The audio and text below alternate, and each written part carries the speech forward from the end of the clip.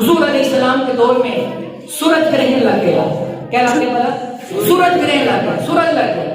تو کیا ہوا؟ حضور علیہ السلام نے نماز ادا فرمائی، صحابہ کرام نے بھی نماز ادا فرمائی.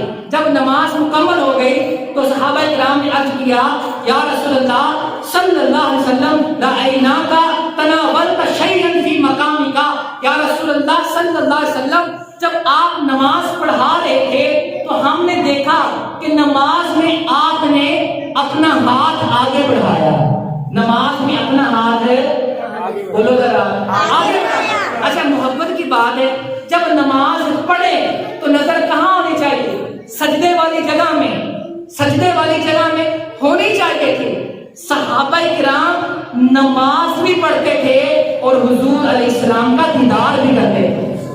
دیدار کرتے تھے تو عرض کی نا یا رسول اللہ صلی اللہ علیہ وسلم ہم نے دیکھا کہ آپ جب نماز پڑھ رہے تھے رأیناک تناولت شیئا فی مقامک، کہ جب آپ نماز پڑھا رہے تھے تو آپ نے اپنا ہاتھ آگے بڑھا کر یوں لگتا تھا کسی چیز کو پکڑا ہے.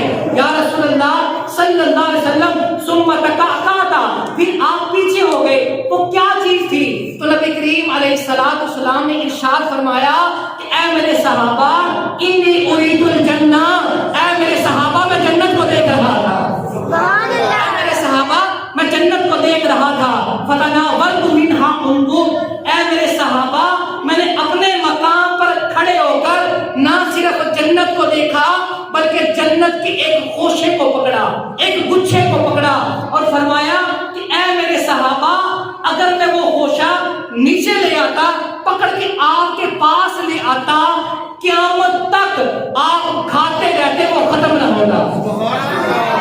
یہ میرے آقا مولا صلی اللہ علیہ وسلم کا مقام ہے، یہ میرے آقا مولا صلی اللہ علیہ وسلم کا اختیار ہے جو اللہ تبارک و تعالیٰ نے حضور علیہ السلام کو دیا ہے. اور یہ بخاری شریف کی حدیث مبارکہ ہے، اس کو نہ کوئی چیلنج کر سکتا ہے، نہ کوئی اس کو ریجیکٹ کر سکتا ہے، نہ کوئی اس کو رد کر سکتا ہے، کیونکہ بخاری شریف وہ کتاب ہے جس میں حضور علیہ السلام کے سچے فرمان موجود ہیں. تو پیارے اور محترم اسلام بھائیو، اللہ تبارک و تعالیٰ کی پاک بارگاہ میں دعا ہے کہ خالق کائنات، مالک کائنات، رب الجزل ہمیں حضور علیہ السلام کی طاقت کو، حضور علیہ السلام کی شان کو ماننے کی بھی توفیق عطا فرمائے اور بیان کرنے کی بھی توفیق عطا فرمائے.